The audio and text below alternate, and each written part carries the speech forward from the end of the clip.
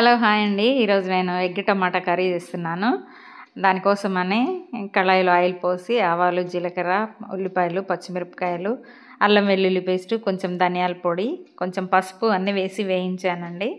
అందులోనే ముందుగా కట్ చేసి పెట్టుకున్న టమాటా ముక్కలు వేసి దాంట్లో చక్కగా కలిపేసి కొంచెం సాల్ట్ కూడా కలిపి మూత పెట్టేశాను.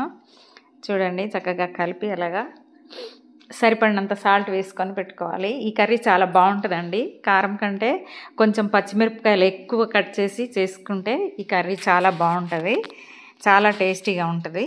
చూడండి, చక్కగా సాల్ట్ వేసి ఉడకబెట్టేసరికి మూత పెట్టి చక్కగా ఉడికిపోయాయి.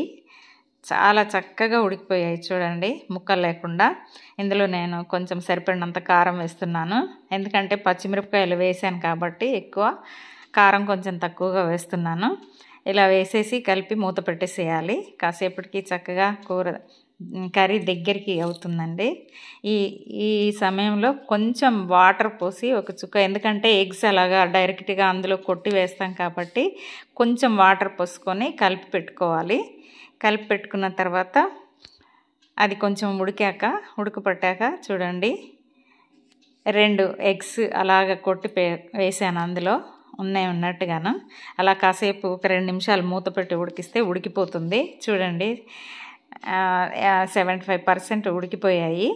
వాటిని ఇంకా ఎల్లో ఎగ్ ఉడకలేదు కాబట్టి కొంచెం దాన్ని ఉల్టా వేస్తే చక్కగా ఉడికిపోతాయి. చూడండి, చాలా బాగుంటుందండి ఈ కర్రీ. ఇలా చేసుకుంటే కారం తక్కువ వేసి పచ్చిమిరపకాయలు ఎక్కువ వేసి చేస్తే చాలా బాగుంటుంది టేస్టీగా. ఇందులో నేను కొంచెం కరివేపాకు కూడా వేస్తున్నాను. ఇది మా ఇంట్లో చెట్టు కరివేపాకు అండి, ఫ్రెష్గా. ఇది టమాటా కూర చాలా బాగుంటుందండి.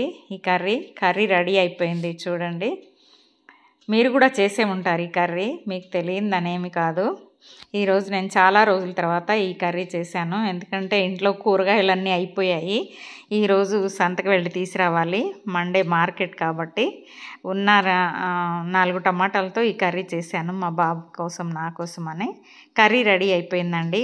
చివరిగా కొత్తిమీర వేస్తున్నాను. ఈ వీడియో మీకు నచ్చితే లైక్ చేయండి, సబ్స్క్రైబ్ చేసుకోండి. Thank you.